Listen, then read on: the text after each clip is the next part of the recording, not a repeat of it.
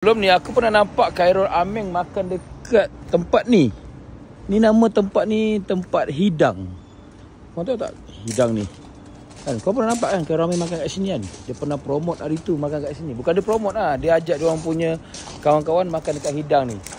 Kebetulan hari ni aku sampai dekat KL sebab semalam aku ada event Choi dekat Dataran Merdeka.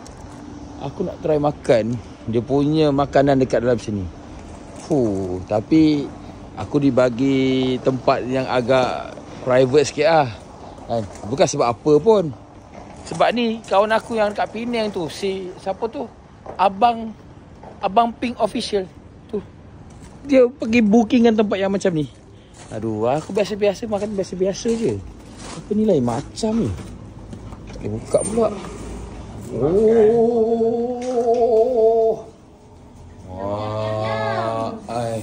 Kim ni apa Kim?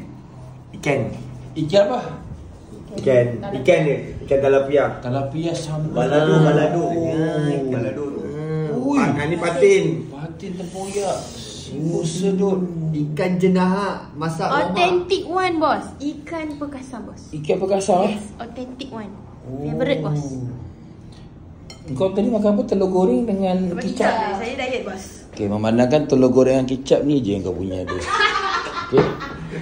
Yang sana Yapis itu senang kita punya. Nanti aku bawa korang pusing dekat kawasan sini, tapi bagi aku makan dulu, aku try dulu makan menu yang ada kat sini. Kalau enggak nanti aku bagi tahu next video.